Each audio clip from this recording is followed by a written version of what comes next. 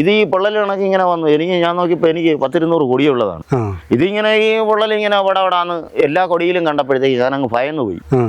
കൂട്ടത്തിൽ ഇതിൻ്റെ താരം വന്ന് ഈ മഴയുടെ ഇതുകൊണ്ട് അങ്ങ് പൊഴിച്ചില്ല. ഞാൻ കൃഷി ഓഫീസുമായിട്ട് ബന്ധപ്പെട്ടു. അപ്പം ഒരു മരുന്നിനെ കുറിച്ച് പറഞ്ഞു തന്നു. നമ്മളവിടെ മടിച്ചില്ല, ഇതെല്ലാം പുഴു തിന്നോണ്ട് പോയി. അപ്പം അതൊരു ഭയങ്കര ശല്യമാണ്. മൊത്തം പുഴു. നമ്മൾ കുമ്പുക്കൽ ഒരു 40 കിലോ പറിക്കുന്നവൻ 40 കിലോ ഒരുത്തം പറിക്കുമെങ്കിൽ ഇത് 60 കിലോയും പറിക്കും. പിന്നെ തണലിലും കായ്ക്കുന്ന കൊടി ഏതാണെന്നാണ് എൻ്റെ അടുത്ത് ഒരുപാട് കർഷകർ ചോദിച്ചതുകൊണ്ട് ഞാൻ ഒരു മറുപടി പറയാണ്. കരിമുണ്ടയൊക്കെ പൊള്ളുകൊണ്ടിന് കുറച്ച് കൂടുതൽ ഇഷ്ടമുള്ള ഒരു അനുഭവമായിട്ട് ഞാൻ ഈ കണ്ടിട്ടുണ്ട്. അതുകൊണ്ട് ഇതൊക്കെ നോക്കിയാണ് ഞാൻ അതുകൊണ്ട് ഒരു എണ്ണമയം കണക്ക് കൊടിയുടെ ആ ഒരു ഇത് നമുക്ക് കാണുമ്പോൾ ഒരു പ്രത്യേക ഐശ്വര്യമുണ്ട് കേട്ടോ. അതടിച്ചതിന് ശേഷം അല്ലേ? ഇത് ഉപയോഗിച്ചതിന് ശേഷം ആ ഒരു അറിവ് കർഷകരിൽ ചെയ്യാൻ പറ്റുന്നവർ ചെയ്യട്ടെ. 400 ഇട്ടാൽ മതി. ഈ 800ന്റെ ഗുണം അത് ചെയ്യും. അതാണ് അതിന്റെ ഗുണം. അപ്പം പകുതി വളം മതി, നല്ല ആരോഗ്യവാനായിരിക്കും. പിന്നെ നമ്മൾ ആ സംരക്ഷണവും കൂടെ നമ്മൾ കൃത്യമായിട്ടൊക്കെ ചെയ്താൽ നമുക്ക് സ്വപ്നതുല്യമായ വരുമാനം കിട്ടും. കൈരളി തോട്ടത്തിൽ, കൈരളി കൊടി ചെയ്തിരിക്കുന്ന തോട്ടത്തിൽ മുളക് പറിക്കാൻ നിൽക്കുന്നവരാണെങ്കിൽ 50 മുതൽ 60 കിലോ മുളക് വരെ പറിക്കാം. കൂടുതൽ കായ്ക്കുന്ന കൊടിയിൽ ക്ഷീണം കൂടും. കൂടുതൽ കായ്ഫലമുള്ള കൊടിയിൽ ക്ഷീണം കൂടും. ചെടിക്ക് നമ്മൾ വിചാരിക്കുമ്പോഴല്ല, ഭയങ്കര ചോലയ്ക്കകത്ത് തെറ്റില്ലാത്ത വിളവരി കിട്ടുന്നുണ്ട്. നമ്മൾ ഈ ചുമ്മാ കരവും കൊടുത്ത് ഭൂമി ഇങ്ങനെ ഇട്ടിട്ടൊന്നും കാര്യമൊന്നുമില്ല. ഒരുപാട് ആൾക്കാർ അങ്ങനെയാണ് ചെയ്യുന്നത്. പിന്നെ കരിമുണ്ട നല്ല കൊടിയാണ്. കരിമുണ്ടയ്ക്ക് നീളം കുറവെന്നേ ഉള്ളൂ, പണിക്കൂലി കൂടും. അതാണ് കരിമുണ്ട. എനിക്ക് ഭയങ്കര ഇഷ്ടപ്പെട്ടൊരു കൊടിയാണ് കരിമുണ്ട എന്ന് പറഞ്ഞാൽ. നല്ല എല്ലാ കൊല്ലവും കായ്ക്കും, വേറെ കുറെ ഒരേപോലെ തന്നെ കായ്ക്കും. പിന്നെ പൊള്ളുകൊണ്ടിന്റെ ശല്യമൊക്കെ അവനകത്ത് കൂടുതലാണ്. അതിന്റെ ഈ മുളകിന്റെ ടേസ്റ്റ് കൊണ്ടാണ് എന്താണെന്ന് അറിഞ്ഞൂടാ. ഇത് ഏതിനും കുരുമുളകാണ്? ഇത് കൈരളിയാണ്. ഇത് കൈരളിയാണ്. ഇത് കൈരളി നല്ലൊരു കൊടിയാണ്. നല്ലൊരു കൊടിയെന്ന് പറയാൻ കാര്യം ഇത് നല്ല മണിമുഴുപ്പാണ്. തിരി നീളം കൂടുതലാണ്. നമ്മളെ മറ്റ് കൊടികളെ കഴിച്ച് നമ്മളെ കരിമുണ്ടയൊക്കെ ആണെങ്കിൽ അതിന്റെ ഇരട്ടി നീളമാണ് ഇതിന്റെ തിരി. എന്നാൽ ഉണങ്ങി വരുമ്പോൾ തൂക്കത്തിൽ കരിമുണ്ടയുടെ തന്നെ തൂക്കം കിട്ടും. ഒരു കരിമുണ്ടക്കൊടിയിൽ നമ്മൾ ഒരാൾ മുളക് പറിച്ചാൽ ഒരു ശരാശരി 30 നല്ല കൈ സ്പീഡുള്ളവൻ ഒരു 35 കിലോ മുളകൊക്കെ പറിക്കത്തുള്ളൂ. നമ്മളൊരു കൂലിക്ക് ഒരാളിനെ കൊണ്ട് ഉറപ്പിച്ചത്. എന്നാൽ ആ സ്ഥാനത്ത് ഒരു കൈരളി കൊടിയിൽ, കൈരളി തോട്ടത്തിൽ, കൈരളി കൊടി ചെയ്തിരിക്കുന്ന തോട്ടത്തിൽ മുളക് പറിക്കാൻ നിൽക്കുന്നവരാണെങ്കിൽ 50 മുതൽ 60 കിലോ മുളക് വരെ പറിക്കാം. അതിന്റെ കാരണം എന്ന് പറഞ്ഞാൽ ഇത് നമ്മൾ ഓരോ കൊത്ത് അടർത്തിയെടുക്കുന്നതിനും നമ്മൾ കൈ കൊണ്ട് ചെന്നേ പറ്റുള്ളൂ. ഇത് ഇരട്ടിയിൽ കൂടുതലാണ്. ഇത് ചിലപ്പം നല്ല വെട്ടവും, നമുക്കിവിടെ വെയിൽ കുറവാണ്, ഈ തോട്ടവും വെളിച്ചവും പിന്നെ കൊടി അടുത്ത് പോയതിൻ്റെയൊക്കെ പേരിൽ അതിൻ്റെതായ വിളവിലും കുറവ് വരും. നല്ല വെളിച്ചവും നല്ല വെട്ടമൊക്കെ ഉള്ളിടത്ത് നല്ലതുപോലെ ഒരു കൊടി സംരക്ഷിച്ചെടുക്കുന്ന ഒരാളിനാണെങ്കിൽ ഒരു 10 കിലോ പച്ച കുരുമുളക് കിട്ടിയാൽ മതി. ഇത് തൈക്കൊടിയാണ്. ഇതിന്റെ ഇല അത്രയും തിന്നുകളയും. പിന്നെ താരിൽ കയറി ഇത് കൂട് വെച്ചാൽ നിറഞ്ഞൂടാ. മണികളുടെ അകത്ത് കയറി അങ്ങനെയാണ് ഈ പുള്ളുകൊണ്ടെന്ന് പറയുന്ന അതിന്റെ ശല്യം വരുന്നത്. കണ്ടില്ലേ? ഇലയില്ലാതെ താരുകൾ നിൽക്കുന്നുണ്ട്. ഇതെല്ലാം പുഴു തിന്നോണ്ട് പോയി. അപ്പൊ അതൊരു ഭയങ്കര ശല്യമാണ്. നമ്മള് അതിന് കൃഷി ഓഫീസർ വരെ എൻ്റെ അടുത്ത് പറഞ്ഞു, ചെറിയ തരത്തിലൊക്കെ വേണം. ഇതാണ്ട് ഇത് നോക്കണം, ചെറിയ തരത്തിലൊക്കെ വേണമെങ്കിൽ ഒരു ചെറിയ അളവിൽ കീടനാശിനി ഉപയോഗിക്കുന്നതിന് കുഴപ്പമില്ല എന്ന് പറഞ്ഞു. പക്ഷെ നമ്മൾ അത് ചെയ്തില്ല. ഇത് 1 വയസ്സേ ആയുള്ളൂ. 1 വയസ്സായപ്പോൾ തന്നെ എനിക്ക് ഇതിൽ അത്യാവശ്യം തന്നെ ഉണ്ടാ, തെറ്റില്ലാതെ താരിട്ടതാണ്. ചരട് വന്നു. ഒരുപാട് കർഷകർ ചോദിക്കുന്നുണ്ട്, 3-ാം വർഷത്തിലല്ലേ കായ്ക്കുള്ളൂ? 3-ാം വർഷം അങ്ങനെയൊന്നുമല്ല. നമ്മൾ നന്നായിട്ട് പരിചരിക്കുകയാണ്. ഇതൊന്നും ഇറക്കി പതിച്ച കൊടികളൊന്നുമല്ല. ഇത് ഏതാണ്ട് ഞാൻ പല കർഷകരുടെ അടുത്തും പറയും, ഇറക്കി പതിക്കേണ്ട കാര്യമില്ല. നന്നായിട്ട് നമ്മൾ സംരക്ഷിക്കുകയാണെങ്കിൽ ഈ ഇവിടെ നിന്ന് 2 അടി സ്ഥലമായില്ലേ, ഇതിന്റെ താര് നോക്കിക്കൊള്ളണം. ഇതിൽ തന്നെ ഇപ്പം കഴിഞ്ഞ വർഷം ഇട്ടതാണ്. 1, 2, 3, 4, 5, 6 താര് ഈ ഒരു കണ്ണിയിൽ തന്നെ ഉണ്ട്.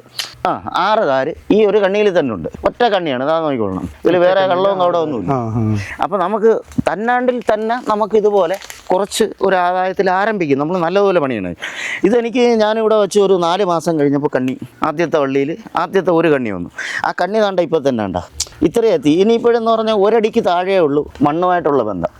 ഇത് 1 വർഷം കൂടെ കഴിയുമ്പോൾ 1 സ്റ്റെപ്പ് കൂടെ താരുമ്പോഴത്തേക്ക് ഇതിൽ നിറച്ച് മുളക് പോകും. ഇതിൻ്റെ കൂടുതൽ ഈ ഓരോ കണ്ണിക്കും കണ്ണി വികസിച്ച് ചരടാകുമ്പോൾ വെയിറ്റ് കൂടുമ്പോൾ തറയിലെ മണ്ണ് മഴ പെയ്യുമ്പോൾ തെറിച്ച് ഇതിൽ വീഴാതിരിക്കാൻ ഇറക്കി പതിക്കേണ്ടെന്നാണ് എൻ്റെ അഭിപ്രായം. ആരോഗ്യമുള്ള കൊടിയിൽ നിന്ന് താഴെ നിന്ന് ചെന്തണ്ട് വരുമ്പോൾ ചെന്തണ്ടിൽ തന്നെ 2 മുട്ട് കഴിഞ്ഞ് 3-ാമത്തേന് 4-ാമത്തേനൊക്കെ 2 മുട്ടുകളിൽ കണ്ണിയോടുകൂടി കയറി വരും. ആ കണ്ണി അങ്ങനെ വരുന്ന സമയത്ത് ആ ചെന്തണ്ട് നമ്മൾ ഇതിലോട്ട് കയറ്റി കൊടുത്താൽ മതി. അത് നിറഞ്ഞോളും.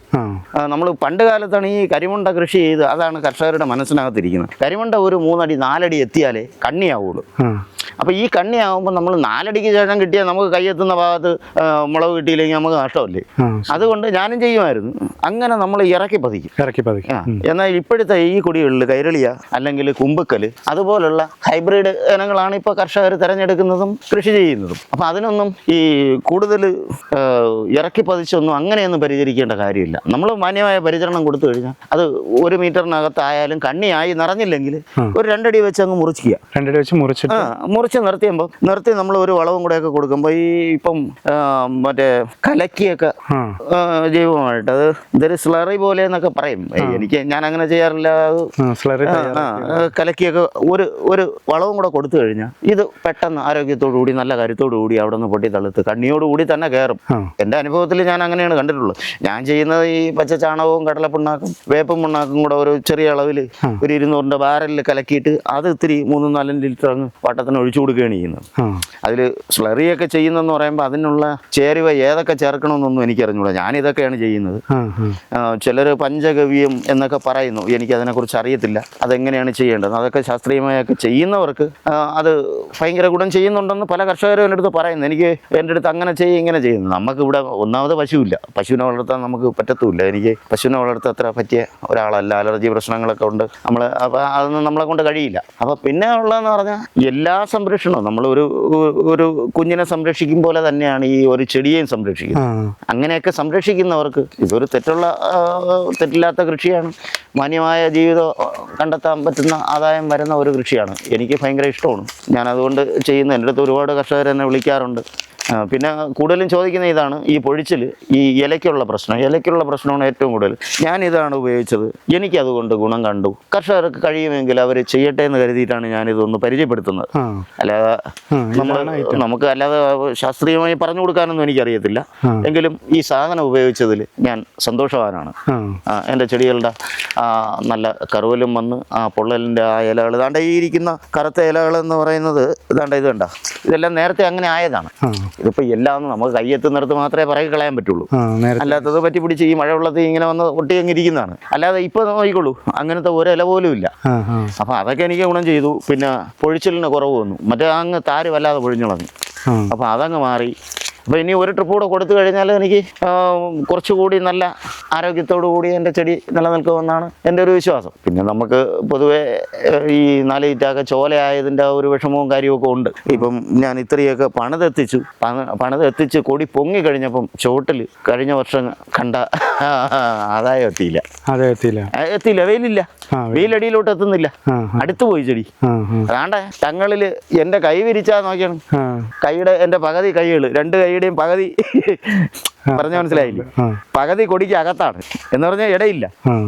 അതൊരു ഭയങ്കര പരാജയമാണ്. നമ്മൾ ചെയ്ത് പറ്റിപ്പോയ ഒരു തെറ്റാണ്. അപ്പം ഇതൊക്കെയാണ് ഇതിൻ്റെ കാര്യം. പിന്നെ തണലിലും കായ്ക്കുന്ന കൊടി ഏതാണെന്നാണ് എൻ്റെ അടുത്ത് ഒരുപാട് കർഷകർ ചോദിച്ചതുകൊണ്ട് ഞാൻ ഒരു മറുപടി പറയാണ്. ഈ തണലിൽ കായ്ക്കുന്ന കൊടി എന്ന് പറഞ്ഞാൽ എല്ലാ കൊടിയും കായ്ക്കും. പിന്നെ കൈരളി തണലിൽ കായ്ക്കുമെന്ന് ആൾക്കാർ പറയുന്നു. കായ്ക്കും വളരെ കുറവായിരിക്കും. കൈരളി വെയിലത്ത് നിന്നാലേ കായ്ക്കുള്ളൂ, നന്നായിട്ട് കായ്ക്കുള്ളൂ. കൈരളിക്ക് വെയിൽ നിർബന്ധമായിട്ടും വേണം. എൻ്റെ അനുഭവമാണ്. നമ്മളെ ഈ തിരുവനന്തപുരം ജില്ലയിൽ ചൂടൊക്കെ ഉള്ള കാലാവസ്ഥയാണ്. ഈ ചൂട് കാലാവസ്ഥയിൽ ഞാൻ മനസ്സിലാക്കിയ നമുക്ക് വളർച്ചയ്ക്കും വളർത്താനും കൊള്ളാവുന്ന ചെടിയാണ് കൈരളി. മറ്റു കൊടികൾ മോശമെന്നല്ല ഞാൻ ഈ പറയുന്നത്. പക്ഷേ കൈരളി വിശ്വസിച്ച് ചെയ്യാം. കാരണം കുറേ ചൂടിനെ പിടിച്ചു നിൽക്കുന്നുണ്ട്. തെറ്റില്ലാത്ത കായ്ഫലമുണ്ട്. നമുക്ക് പണിക്കൂലി, ഇത് പറിച്ചിറങ്ങുന്ന പണിക്കൂലി നോക്കിയിരുന്നാലും ഒരു കർഷകനെ സംബന്ധിച്ച് ഒരു തോട്ടമായിട്ടൊക്കെ ചെയ്യുന്നവർക്ക് കുറേ ഭാഗത്ത് ഇത് ചെയ്യുന്നത് നല്ലതായിരിക്കും. കാരണം എന്ന് പറഞ്ഞാൽ അത്രയും വളരെ പണിക്കൂലി കുറയുന്നുണ്ട്. അതൊക്കെ ഒരു വലിയ കാര്യമാണ് ഇന്നത്തെ കാലത്ത്. ഇപ്പോൾ ഈ അടുത്ത കാലത്ത് ഇപ്പോഴത്തെ അന്യസംസ്ഥാനക്കാരെ തൊഴിലാളികൾ ഒരു യൂണിയൻ പോലെയാണ്. ഇപ്പോൾ അവർ പറയുന്നതെന്ന് പറഞ്ഞാൽ 1200 ശമ്പളം. അത് അവർ നിരക്കെ അങ്ങ് ഒരു യൂണിയൻ പോലെ ഒരു സംഘടിച്ച് ഒരു നിരക്ക് അവരങ്ങ് തീരുമാനിച്ചു. ഇത്ര കിട്ടിയാലേ വരുള്ളൂ. 5 ദിവസം വിളിക്കൂല. പിന്നെ ചെയ്തല്ലേ പറ്റൂ. അപ്പോഴും വിളിക്കും. ഈ നഷ്ടപ്പെട്ടു പോകുന്ന ദിവസം 5 ദിവസത്തെ പണി ഇവിടെ വന്ന് വെറുതെ റൂമിൽ കിടന്നിരുന്നാലും അവരൊക്കെ ആ പൈസ പിന്നീടിഞ്ഞ് വരും. ആ മാസത്തിൽ തന്നെ അതങ്ങ് നേർന്നു വരും.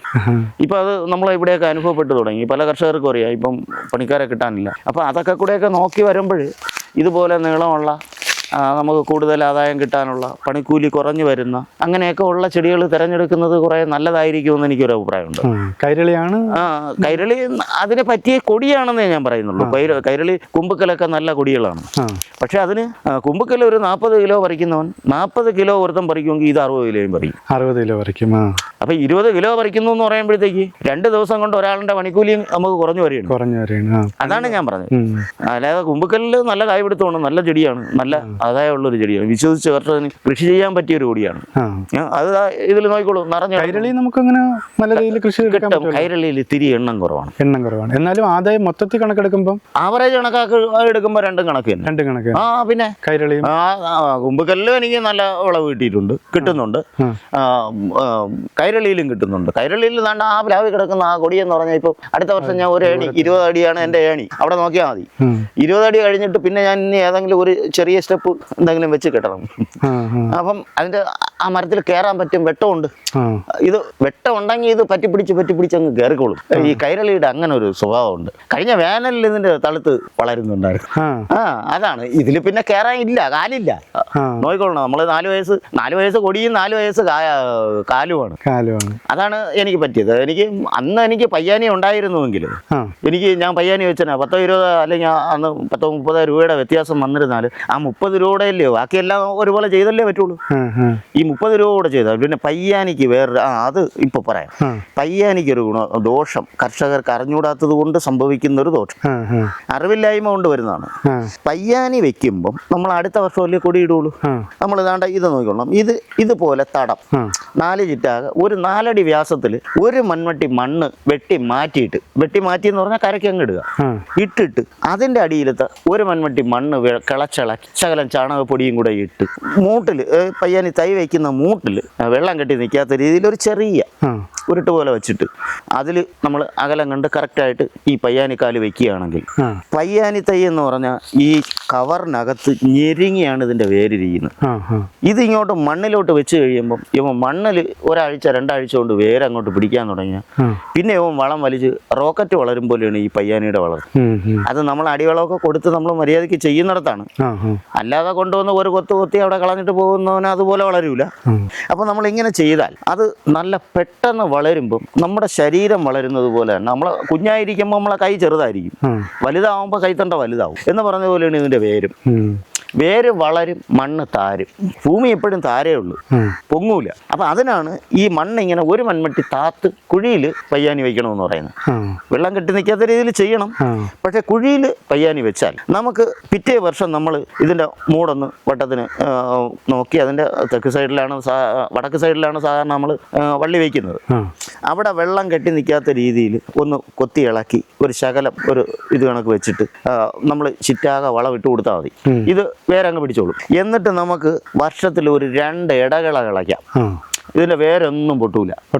ഈ പയ്യാനിയുടെ വേര് ശകലച്ചെ പൊന്തി വരുന്നത് ഈ കിളയ്ക്കുന്ന സമയത്ത് ഓരോ മണ്ണ് ഇത്തിരി തൂളിയിട്ട് കൊടുത്താൽ മതി. വളം ഇട്ടിട്ട് ഈ സൈഡിൽ നിന്ന് ശകലച്ചെ അരിഞ്ഞ് ഇട്ട് കൊടുക്കുക. പയ്യാനി ഒരു 10-20 അടി പൊക്കം, 2 വർഷം കൊണ്ട് 10-20 അടി പൊക്കം വരുന്ന പയ്യാനി നല്ല വളർച്ചയുള്ള തൈ ഉണ്ട്, വളർച്ച കുറഞ്ഞതുകൊണ്ട്.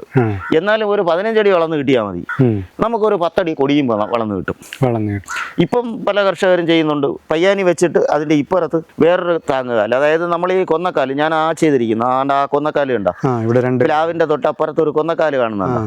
അത് 2 വയസ്സ് വരെ കൊന്നക്കാല് വളർത്തിയിട്ട് 2 വയസ്സായപ്പോൾ പ്ലാവ് ആരോഗ്യം വന്ന് അതിന്റെ മൂട് അങ്ങോട്ട് മുറിച്ചിട്ട് ഇതിലോട്ട് ചേർത്ത് വെച്ച് കെട്ടിക്കൊടുത്തു. ചേർത്ത് വെച്ച് പൊളിച്ച് കെട്ടയല്ല, ചരിച്ച് ചേർത്ത് കെട്ടിക്കൊടുത്തു. അതാണ് പ്ലാവ് തനിയായിട്ട് നിൽക്കുന്നു. അതിന്റെ മുളക് വള്ളിയും ഉണക്കക്കാലും അപ്പുറത്ത് കൊന്നക്കാലും അപ്പുറത്ത് മാറി നിൽക്കുന്നു. അപ്പൊ ഇങ്ങനെ അങ്ങ് നിന്നോളൂ, അതിന് വേറെ കുഴപ്പമൊന്നുമില്ല. ഈ കൊന്നക്കാല് ഉണങ്ങി പൊടിഞ്ഞ് ഈ അട്ടക്കാല് പറ്റി പിടിച്ചിരിക്കുന്ന അതുവഴി മഴക്കാലത്ത് അതിലുള്ള ജലാംശം ജൈവ വളവും കൂടെ ഇത് വലിച്ചെടുത്തോളും. അത് വളർന്നോളും. ഈ കൊന്നക്കാല് ഒരു വർഷം 2 വർഷം കൊണ്ട് അതങ്ങ് ദ്രവിച്ച് ഇതങ്ങ് മാറും. അപ്പൊ ഈ മാറുന്നതനുസരിച്ച് നമ്മൾ വള്ളി ഒരുപാട് ലൂസ് ഉണ്ടെങ്കിൽ അവിടെ ഒന്ന് ഒരു കയറിട്ട് കെട്ടിക്കൊടുത്താൽ മതി. ഈ പ്ലാവുമായിട്ട് അത് അവിടെ അങ്ങ് നിന്നോളും. പ്ലാവല്ല ഞാൻ പറഞ്ഞതെന്ന് പറഞ്ഞാൽ പ്ലാവ് ഞാൻ വെച്ചത് കൊണ്ട് പ്ലാവ്. മറ്റ് പയ്യാനി വയ്ക്കുന്നവർക്കും അത് തന്നെ അവസ്ഥ. മറ്റേത് ഇപ്പൊ മട്ടി പെരുമരം അങ്ങനെയൊക്കെ ഉള്ള മരങ്ങളൊക്കെ ഉപയോഗിക്കുന്നുണ്ട്. പിന്നെ വേറെന്തോക്കെ മരങ്ങൾ ഇങ്ങനെ കാട്ടുവേപ്പ് ഇങ്ങനെ പല മരങ്ങളും പെട്ടെന്ന് വളരുന്ന മരങ്ങളെ കുറിച്ച് ഈ എല്ലാ പെട്ടെന്ന് വളരുന്ന മരങ്ങളെന്ന് പറഞ്ഞാൽ ആ മരങ്ങളും മണ്ണിൽ നിന്ന് വളം എടുക്കും. അതിനും കൂടി വളം എടുത്താലേ വളരാൻ പറ്റൂ. അപ്പം അതിനും കൂടി ഒരു കരുതലോടുകൂടി നമ്മൾ ഒരു ഇത്തിരി പോലും കൊടിവള്ളിക്ക് മാത്രമൊന്നും പറഞ്ഞ് ഇത്തിരി വെള്ളം കൊണ്ട് കളഞ്ഞിട്ട് പോയാൽ ആദ്യം ചെടി മരം വലിക്കും. ചെടി ഒന്ന് ഉഷാറായി ഇതൊക്കെ വലിച്ചു തുടങ്ങുമ്പോൾ വളം തീരും. ആ സൈസിലല്ല, നമ്മൾ ശ്രദ്ധയോടുകൂടി ചെയ്യണം. ഇത്തിരി വളമൊക്കെ കരുതി രണ്ടിനും കൂടി ചേർത്ത് കൊടുക്കണം. കാലുണ്ടെങ്കിലേ കൊടിയുള്ളൂ. അപ്പോൾ ആ രൂപത്തിലൊക്കെ നമ്മൾ എന്നിട്ട് ഇതുപോലെ എന്തെങ്കിലും ഇത് പോരായ്മയൊക്കെ വരുന്ന ന്യൂട്രിയൻറ്റും കൂടെയൊക്കെ കൊടുത്താൽ കൊടി ആരോഗ്യത്തോടെയും നല്ല വളർച്ചയും നല്ല ഇത് നമ്മൾ ആവറേജ് നോക്കുമ്പോഴത്തേക്ക് വലിയ ചിലവൊന്നുമില്ല. ഞാൻ നോക്കിയിട്ട് ഭയങ്കര ചിലവൊന്നുമില്ല. ഇതൊക്കെ ചെറിയ ചിലവ്, ഇത് അതിനുള്ള അംശങ്ങളെ ഇതിൽ ചേരുന്നുള്ളൂ. ഗ്രാമുകൾ ഇതൊക്കെ ഒരു കൊടിക്കടിക്കുക ഇതിനൊക്കെ എന്ന് പറഞ്ഞാൽ ഒരു 1.5 ലിറ്റർ ഉണ്ടെങ്കിൽ ഈ ഒരു 18 അടി അല്ലെങ്കിൽ 2 ലിറ്റർ. 2 ലിറ്ററിന് എന്തരാണ് ഒരു 5 രൂപയുടെ കൂട്ടിക്കോ. ഇതിന് മരുന്നിനാവുന്ന അത്രയേ ഉള്ളൂ, ന്യൂട്രിയനാവുന്നു അത്രയേ വരുള്ളൂ. പിന്നെ പണിക്കൂലി അത് സ്വന്തമായിട്ട് ചെയ്യാൻ പറ്റുന്നവർക്ക് അത് വേണമെങ്കിൽ ചെയ്യാം. ഇലക്ട്രിക് ഈ പമ്പൊക്കെ ഇപ്പോഴുണ്ട്. അപ്പം അതൊക്കെ സൗകര്യപ്പെടുത്തിയൊക്കെ ചെയ്യാവുന്നേ ഉള്ളൂ. അപ്പോൾ പിന്നെ പണിക്കാരെ ഈ അന്യസംസ്ഥാന തൊഴിലാളികളാണ് ഇപ്പോൾ കൂടുതലും. അവരെയൊന്നും രാവിലെയൊന്നും കിട്ടൂല, വെളുപ്പിനൊന്നും കിട്ടത്തില്ല. അത് പിന്നെ എങ്ങനെ അവരെ വരുമ്പോൾ അവരുടെ പണി സമയമുണ്ട്, ഡ്യൂട്ടി സമയമുണ്ട്. ആ സമയത്തേ വരുള്ളൂ. നമ്മളിത് ചെയ്യേണ്ട രാവിലെ അല്ലെങ്കിൽ വൈകുന്നേരത്ത്. വെയിലത്തൊന്നും പറ്റില്ല, വെയിലത്താണ് അവന്മാരുടെ പണി സമയം. അപ്പോൾ നമ്മൾ കഴിയുന്നവരും കുറേ ചെറിയ കർഷകരെല്ലാം സ്വന്തമായി ചെയ്യുന്നത് നല്ലതായിരിക്കും. അല്ലെങ്കിൽ അതിന് പറ്റിയ ആളിനെ നമ്മൾ തിരഞ്ഞെടുത്ത് തരപ്പെടുത്തി വെച്ചിരിക്കണം. അയാൾ ഉച്ചയ്ക്ക് വീട്ടിൽ പൊക്കോട്ടെ, അയാൾ നേരത്തെ വന്ന് ജോലി നമ്മുടെ ഉപയോഗപ്പെടുന്ന രീതിയിൽ ചെയ്തിട്ട് അയാൾ വെയിലത്ത് വീട്ടിൽ പൊക്കോട്ടെ, പോയി കിടന്ന് ഉറങ്ങട്ടെ. അത് നമുക്ക് വിഷയമല്ല. പക്ഷെ അപ്പൊ നമുക്കും ഗുണമാണ്, അവർക്കും ഗുണമാണ്. അവരുടെ ശമ്പളം നമ്മളങ്ങ് കൊടുത്താൽ മതിയല്ലോ. പിന്നെ ഈ ശമ്പളം അതാണ് പ്രശ്നം. ഇപ്പം 600 രൂപ 700 രൂപയിൽ കിടന്നവന്മാർ ഇപ്പം 800 ഒരു നിരക്ക്. കഴിഞ്ഞ വർഷം ആദ്യമൊക്കെ 800 രൂപയായിരുന്നു. ഇപ്പം 1000-ലൊക്കെ വന്ന് ഇങ്ങനെ നിന്നപ്പോഴാണ് ഇവന്മാർ ഇപ്പം ഈ ഇലക്ഷൻ്റെ ആ ഇടയ്ക്കൊക്കെ ഇവന്മാർ മൊത്തത്തിൽ നാട്ടിൽ പോയ ഒരു സമയം ഉണ്ടായിരുന്നു. പോയിട്ട് തിരിച്ചു വന്നപ്പോൾ എല്ലാവരും ഇപ്പം 1200 ഒരു നിരക്ക്. നാളെ അവന്മാർ തീരുമാനിക്കും ഇതിവിടെ വിളയണോ വേണ്ടേ, അല്ലെങ്കിൽ ഇതിവിടെ പണി ചെയ്യണോ വേണ്ടേന്ന്. കാരണം അങ്ങനെ ആയിപ്പോയി. നമ്മളെന്നും നാട്ടിൽ പയ്യന്മാരും ഇപ്പം പണിക്കാരില്ല, പയ്യന്മാരില്ല. ഉള്ളി പിടിച്ചണക്ക് 1-2 പയ്യന്മാരുണ്ട്. അവരെന്തെങ്കിലുമൊക്കെ പഠിച്ച് ഓരോ മേഖലകളിലോട്ട് മാറിപ്പോയത് കാരണം അവർക്ക് ഇതുമായിട്ട് ബന്ധപ്പെട്ട് നിൽക്കാനൊന്നും സമയമില്ല. അതിപ്പം നമ്മൾ എല്ലാ കുടുംബത്തിലും അത് തന്നെ. നമ്മൾ എടുത്തു പറയേണ്ട കാര്യമൊന്നുമില്ല. ഓരോരുത്തരും അവരവർ പഠിക്കുന്ന മേഖലയിൽ അതാണ് അവർക്കറിയാവുന്നത്. ആ മേഖലയായിട്ട് അവർ ചുമ്മാ ഇരിക്കുന്നതൊന്നും വെറുതെ ഉഴപ്പന്മാരാവുന്നു എന്നല്ല അതിൻ്റെ അർത്ഥം. പഠിക്കുന്ന തൊഴിൽ അവർ ചെയ്യുന്നു. പക്ഷേ എല്ലാം വേണ്ടേ? ഇതിനൊരു പ്രത്യേകം താല്പര്യമുള്ളവരാണെങ്കിലേ പറ്റുള്ളൂ കൃഷിപ്പണി. ക്ഷമിക്കേണ്ടടുത്ത് ക്ഷമിക്കണം. ഇത് പെട്ടെന്ന് ചെയ്യേണ്ടടുത്ത് നമ്മൾ സമയം നോക്കി ചെയ്യേണ്ടടുത്ത് സമയം നോക്കി ചെയ്യണം. വേണ്ട സമയത്ത് ചെയ്യണം. അപ്പം അതൊന്ന് ഈ ഡ്യൂട്ടി കണക്കാക്കി സർക്കാർ വെച്ചിരിക്കുന്നത് 10 മണി മുതൽ 5 മണി വരെ, അല്ലെങ്കിൽ 10 മണി മുതൽ 4 മണി വരെ, ഇത്ര മണിക്കൂർ ഡ്യൂട്ടി, ആ സൈസ് പരിപാടിയല്ല ഇത് ചെയ്യാൻ പറ്റത്തില്ല. അപ്പം അതിന് നമ്മൾ കൂലിക്കാരെ മാത്രം ആശ്രയിച്ച് നിൽക്കാതെ നമ്മളും കൂടി അറിഞ്ഞിരിക്കണം. അത് നമ്മൾ അറിഞ്ഞിരിക്കണം. കാരണം ഒരു പക്ഷേ ഒരാളിനെ കിട്ടിയില്ല വേണ്ട സമയത്ത് വേണ്ടത്. എനിക്ക് വന്ന ഒരു അനുഭവമാണ് ഞാൻ ഇത് പറയാൻ കാര്യം. ഇത് ഇങ്ങനെ ഈ വീഡിയോ ചെയ്യാൻ ആഗ്രഹിച്ചതിൻ്റെ കാരണം ഇത് ഈ പൊള്ളൽ കണക്ക് ഇങ്ങനെ വന്നു. ഞാൻ നോക്കിയപ്പോൾ എനിക്ക് 10-200 കൊടിയുള്ളതാണ്. ഇതിങ്ങനെ ഈ പൊള്ളലിങ്ങനെ വടാന്ന് എല്ലാ കൊടിയിലും കണ്ടപ്പോഴത്തേക്ക് ഞാനങ്ങ് ഭയന്നു പോയി. കൂട്ടത്തിൽ ഇതിൻ്റെ താരം വന്ന് ഈ മഴയുടെ ഇതുകൊണ്ട് അങ്ങ് പൊഴിച്ചില്ല. ഞാൻ കൃഷി ഓഫീസുമായിട്ട് ബന്ധപ്പെട്ടു. അപ്പം ഒരു മരുന്നിനെ കുറിച്ച് പറഞ്ഞു തന്നു. നമ്മളവിടെ മടിച്ചില്ല. അപ്പം അതിനെക്കുറിച്ച് എൻ്റെ മകനോട് പറഞ്ഞു. അവൻ നെറ്റിലടിച്ച് എടുത്തു വന്നപ്പോൾ ഇത് കോഴിക്കോടുണ്ട്, ഇവിടെയൊന്നും കിട്ടാനില്ല. ഇത് തിരുവനന്തപുരം ജില്ലയുണ്ട്, ഇവിടെ അങ്ങനെ ഇതൊന്നും വലിയ എങ്ങും ഇല്ല. അങ്ങനെ അയാൾ അടിച്ച് നോക്കിയിട്ടൊക്കെ പറഞ്ഞ് അതിൻ്റെ വിലയും കാര്യങ്ങളും ഇതെല്ലാം അവിടെയായിട്ട് ബന്ധപ്പെട്ട് ആ പൈസ അങ്ങ് അയച്ചു കൊടുത്തു. 2 ദിവസം കഴിഞ്ഞപ്പോൾ സാധനം നമുക്ക് തന്നു. സാധനം പോസ്റ്റ് വഴി ഇവിടെ വീട്ടിൽ കൊണ്ടു തന്നു. അപ്പം പിന്നെ നമ്മൾ കാലാവസ്ഥ നോക്കി അത് ചെയ്തോളണം. അപ്പം എന്നുള്ളതേ ഉള്ളൂ. അത് നല്ല ഇതിപ്പോൾ ഒരു പ്രാവശ്യം ഉപയോഗിച്ചപ്പോൾ തന്നെ ഒരു പ്രാവശ്യം അതിൻ്റെ ചുവട്ടിലും ഒരു പ്രാവശ്യം സ്പ്രേ ആയിട്ട് കൊടുത്തു കഴിഞ്ഞപ്പോൾ തന്നെ 90% ആ തീപ്പൊള്ളൽ കൊണ്ട് പോലെ ഉണ്ടാവുന്ന ആ ഇല കരിച്ചിൽ മാറിക്കിട്ടി എന്നുള്ളതാണ്. ഭയങ്കര ഗുണം ചെയ്യുന്ന ഒരു സാധനമാണ്. ഇത് പെപ്പർ സ്പെഷ്യൽ എന്നാണ് പേര്. ഇത് കർഷകർക്ക് വളരെ ഗുണം ചെയ്യുന്ന ഒരു സാധനമാണ്. ഇത് ചെടിയുടെ ആ ഒരു നിറം തന്നെ അങ്ങ് മാറി എന്നുള്ളതാണ്. നമ്മൾ കൊടി ഒരു ആരോഗ്യമായ നല്ല ചെടി എന്ന് പറയുന്നത് നല്ല കറുപ്പ്, ഇലയൊക്കെ നല്ല കറുപ്പോട് കൂടി നല്ല നമ്മൾ ഇത് അടിച്ചതിന് ശേഷം ഇപ്പം ഇലയിലൊക്കെ നമ്മൾ ഇങ്ങനെ നോക്കിക്കഴിഞ്ഞാൽ ഒരു എണ്ണമയം ഇങ്ങനെ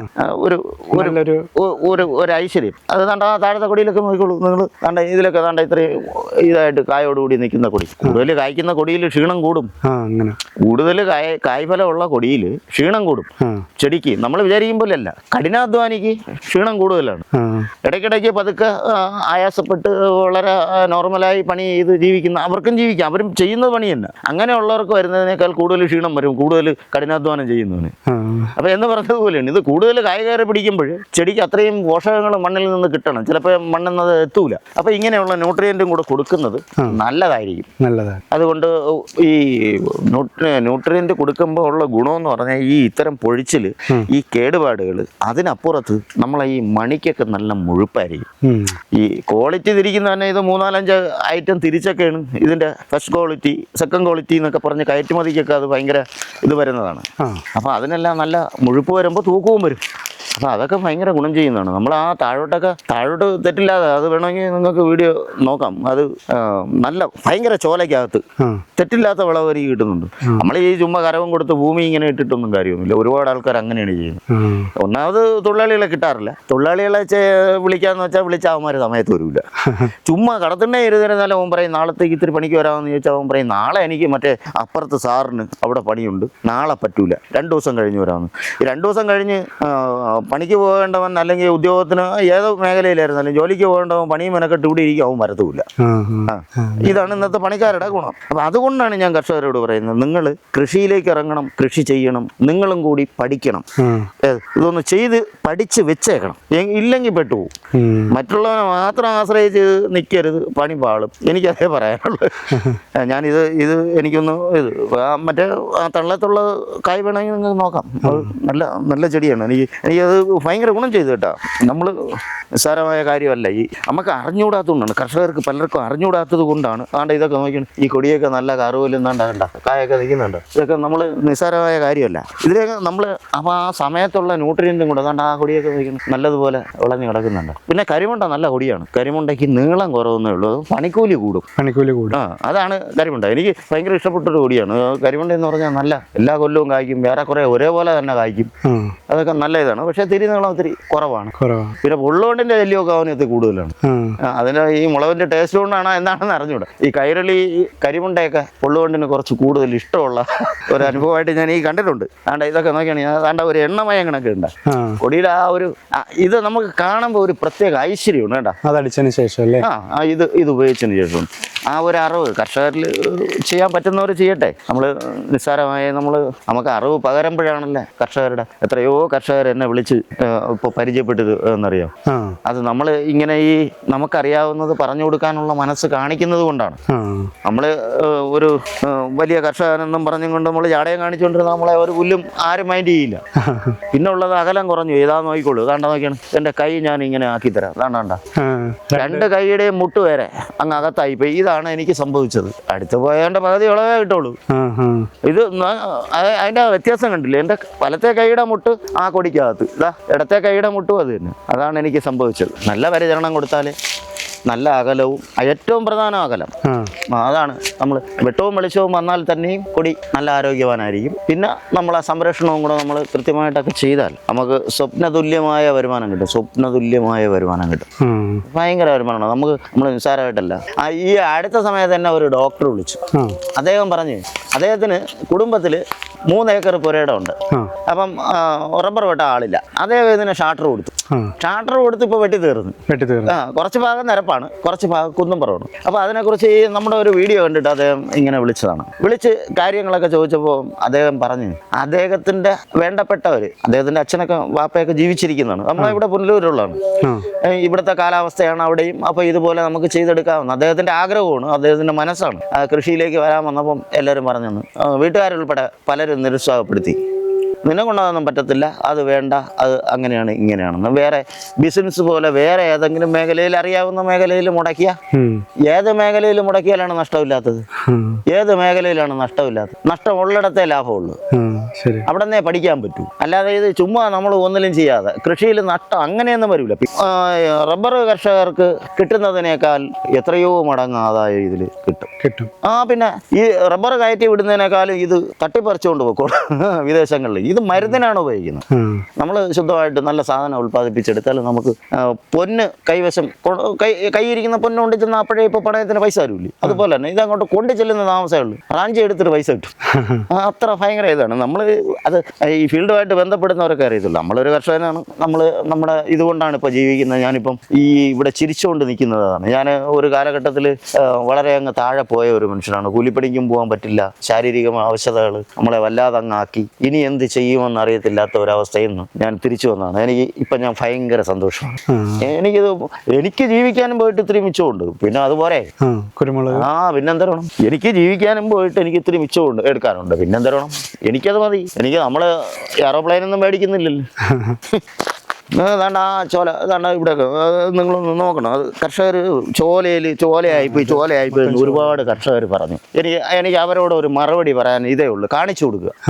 ചോലയായിപ്പോയി നമ്മളവിടെ ശരിയാവുമെന്ന് തോന്നുന്നു. എൻ്റെ അടുത്ത് ഈ കഴിഞ്ഞ ദിവസം 1-2 പേര് സംസാരിച്ചതാണ്. പിന്നെ ഒരു സ്ത്രീ മലപ്പുറത്തുനിന്ന് വിളിച്ചിട്ട് തെങ്ങുണ്ട്, മാവുണ്ട്, പ്ലാവുണ്ട്, ഇങ്ങനെ പഴയ പെരേടമായിരുന്നു. അവരുടെ ഉപ്പയൊക്കെ ഉണ്ടായിരുന്ന സമയത്ത് ഇങ്ങനെ നല്ലതുപോലെ അവർ കൃഷി ചെയ്തിരുന്നു. അതുകൊണ്ട് കൃഷിയിൽ നല്ല വരുമാനം ഉണ്ടാക്കി ജീവിച്ചിരുന്നു. ഇപ്പം അവർക്ക് ഉപ്പ മരിച്ചുപോയെന്ന് തോന്നുന്നു, അദ്ദേഹം മരിച്ചുപോയി. അപ്പം അവർക്കത് തുടർന്ന് കൃഷി ചെയ്യണമെന്നുണ്ട്. എങ്ങനെ ചെയ്യണമെന്ന് അറിഞ്ഞൂടാ.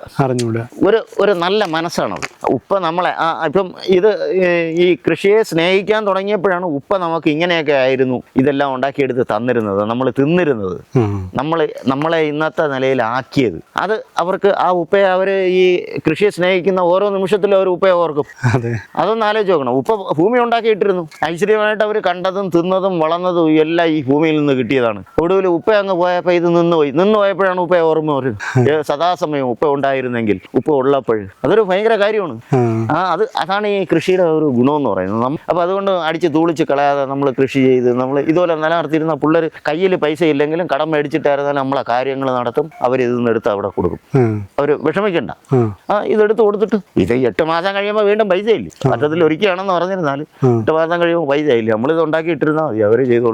ബാക്കി നമ്മളത് ചെയ്തു വെച്ച് കൊടുത്താൽ മതി, ബാക്കി അവരങ്ങ് ചെയ്തോളും. അവർ ആദ്യമൊക്കെ അശ്രദ്ധമായിട്ടൊക്കെ നടന്നിരുന്നാലും, ശ്രദ്ധിക്കാതെ നടന്നാലും 1-2 വർഷങ്ങൾ കൊണ്ട് അവരങ്ങ് പഠിച്ച് അവരങ്ങ് ലെവലാക്കിക്കൊള്ളും. ഇപ്പം നല്ല വിദ്യാഭ്യാസമുള്ളൊരു സ്ത്രീയും കൂടെ ആയിരുന്നു ഈ ഞാൻ പറഞ്ഞ സ്ത്രീ. അവർ നല്ല വിദ്യാഭ്യാസമൊക്കെ കൊടുത്ത് അവരുടെ ഉപ്പ അതൊക്കെ കഴിഞ്ഞിട്ട് അവർ സ്വസ്ഥമായ ഒരു ലെവലിലേക്ക് വന്നപ്പോൾ അവരുടെ ഉപ്പ നോക്കി നടത്താനില്ലാതെ വന്നപ്പോൾ അതിനെ തുടർന്ന് അതിനെ നല്ല രീതിയിലാക്കി എടുക്കണമെന്ന് ആഗ്രഹിച്ച ആ മനസ്സൊക്കെ ഭയങ്കര മനസ്സാണ്. ഒരു സ്ത്രീക്ക് അത്രയും തോന്നാമെങ്കിൽ എന്തുകൊണ്ട് ആണുങ്ങൾക്ക് തോന്നിക്കൂടാ കൃഷിയിലേക്ക്? ഞാൻ അതാണ് പറയുന്നത്. താണ്ട ഇവിടെ കണ്ടില്ലേ ഈ റബ്ബറിൻ്റെ അടിയിൽ. അതുകൊണ്ട് കുറച്ചുകൂടെ അങ്ങോട്ട് നോക്കിയാൽ അറിയാം നമ്മളാ സൈഡൊക്കെ എത്ര ദയനീയമാണെന്ന്. ഇത് നല്ല വെയിലും കാറ്റും ഒക്കെ കിട്ടിയിരുന്നെങ്കിൽ ഉണ്ടല്ലേ, എനിക്കിപ്പോൾ കിട്ടുന്നതിൻ്റെ ഒരു പകുതി കൂടെ കിട്ടിയനെ. അത്ര നല്ല ഇതാണ്. ഞാൻ ഇതാ നോക്കി, ഒരൊറ്റ കൊടിക്ക് കളർ വ്യത്യാസം ഉണ്ടാകുന്നു. എല്ലാം നല്ല ഈ മരുന്ന് ഉപയോഗിച്ചതിന് ശേഷം കർഷകർ പറ്റുന്നവർ ചെയ്യട്ടെ, നല്ലതുപോലെ അവർ സൂക്ഷിച്ച് ചെയ്യട്ടെ, അവർ എല്ലാവരും ജീവിക്കട്ടെ. ഈ ചോല ഉണ്ടോ, ഇത്രയും ചോലയിലാണ് നിൽക്കുന്നത്. ഇത്രയും ചോലയിൽ ഏതാണ്ട് ഇത്രയും കായുണ്ട്. ആ കരിയുണ്ടൊക്കെ നോക്കണം, അത് ആ കൊടികളൊക്കെ ഒന്ന് നോക്കണം. പിന്നെ ചോലയിലാവുമ്പം താരത്തിരി നീളം കുറയും, മണിമുഴുപ്പ് കുറയും. ഇതൊക്കെയാണ് ഇതിൻ്റെ കാര്യം. അതാണ്ട് ഇതിലൊക്കെ എന്തിനാണ്. പിന്നെ മണി ഞെരുക്കമൊക്കെ കുറയും. മഴ കൂടിയാലും വരും, ഈ വെയിലില്ലെങ്കിലും വരും. അതാണ്ട് ഈ ഇത് കണ്ടില്ലേ, ഇത് വല്ലവരുടെയും റബ്ബർ എനിക്ക് മുറിക്കാൻ പറ്റില്ല, കണ്ടില്ലേ, എന്നിട്ടും നിറഞ്ഞു കിടക്കുന്നുണ്ടോ. അപ്പം ഇതാണ്. ഇനിയിപ്പോൾ ഈ പൊള്ളുകൊണ്ടിന് എന്തെങ്കിലും ചെയ്തില്ലെങ്കിൽ ഇത് ഒരുപാട് അത് നശിപ്പിക്കും. അതൊക്കെ അതാണ് കണ്ടില്ലേ, അതാണ് ഈ ഇതൊക്കെ മറ്റുള്ളവരുടെ മരമാണ്. എന്ത് ചെയ്യാൻ പറ്റും. എന്നിരുന്നാലും നമ്മൾ ഭൂമി വെറുതെ ഇട്ടേക്കൂല. വെറുതെ ഇട്ട് ഭൂമി നമ്മളെ ശപിക്കാനുള്ള അവസരം ഞാൻ കൊടുക്കൂല. കരവും കൊടുത്ത് ഭൂമിയും വെറുതെ ഇട്ടിട്ട് സർക്കാർ വിട്ടുവഴി ചെയ്യോ കൃഷി ആദായം ഇല്ലാത്ത ഭൂമി എന്നും പറഞ്ഞു അവർ കരം മേടിക്കും. പിന്നെ നമ്മൾ എന്തുകൊണ്ട് കൃഷി ചെയ്യണം? ഇത് അകലം കുറഞ്ഞു പോയതല്ലേ? അകലം കുറഞ്ഞു പോയി. കണ്ടില്ലേ ഇതിപ്പോ 2 കൊടിയും തട്ടി നിൽക്കുന്ന അവസ്ഥയിലായി. ഇതാണ് എനിക്ക് പറ്റിയ അബദ്ധം മറ്റുള്ളവർക്ക് പറ്റാതിരിക്കാൻ വേണ്ടിയിട്ടാണ് ഞാൻ വീണ്ടും പറയുന്നു. കർഷകർ അകലം കൊടുത്ത് പണിയൂ, അതാണ് അവർക്ക് ലാഭം. വളം കുറച്ച് മതി, പണിക്കൂലി കുറച്ച് മതി, നല്ല ആദായം കിട്ടും. അപ്പം ഇതാണ് കണ്ടില്ലേ, ഇത്രയും ഇതൊക്കെ ഇനി മേലോട്ട് ഉയരം തോറും വിളവ് കുറയും. കാരണം അടിയിലോട്ട് വെയിലെത്തൂല. കണ്ടില്ലേ, ഒരല്പം വെയിലെങ്കിലും ഉണ്ടെന്ന് നോക്കിയാണ്. ഇപ്പം ഈ ചെറുകൊടിയൊക്കെ ആയിരിക്കുമ്പോൾ കുഴപ്പമില്ല, അത് പിടിച്ചു നിൽക്കും. മേലോട്ട് എത്തുമ്പം വെയിലെത്തിയില്ലെങ്കിൽ കായ് കിട്ടൂല. കണ്ട ഇതൊക്കെ കണ്ടില്ലേ, ഇതുപോലെ പിടിക്കുന്നിടത്ത് നമുക്ക് കണ്ടില്ലേ തെറ്റില്ലാതെ കിടക്കുന്നുണ്ടല്ലേ. കണ്ട അടിയിൽ കുറവാണ്, വെള്ളമായിട്ട് ഒരു കയ്യെത്തുന്നത് വരെ കുറവ്. അത് കഴിയുമ്പോൾ കണ്ടില്ലേ, അപ്പം അവിടെ വെയിലെത്തുന്നത് കൊണ്ടാണ്. എത്തിയില്ലെങ്കിലുള്ള അവസ്ഥ അതാണ്. ഇനി ആരും ചെയ്യാതിരിക്കട്ടെ, ഇതുപോലുള്ള അബദ്ധം ആരും ചെയ്യാതിരിക്കട്ടെ. എണ്ണത്തിൽ കുറച്ച് മതി, പകുതി മതി. ഞാൻ 800 കണക്കിലിട്ട് 400 ഇട്ടാൽ മതി. 400 ഇട്ടാൽ മതി. ഈ 800ന്റെ ഗുണം അത് ചെയ്യും. അതാണ് അതിൻ്റെ ഗുണം. അപ്പം പകുതി വളം മതി, പകുതി ബുദ്ധിമുട്ടേ ഉള്ളൂ, പകുതി സ്വതന്ത്രമായിട്ട് ജോലി ചെയ്യാം, വളമിടാം, മറ്റിതെല്ലാം ചെയ്യും.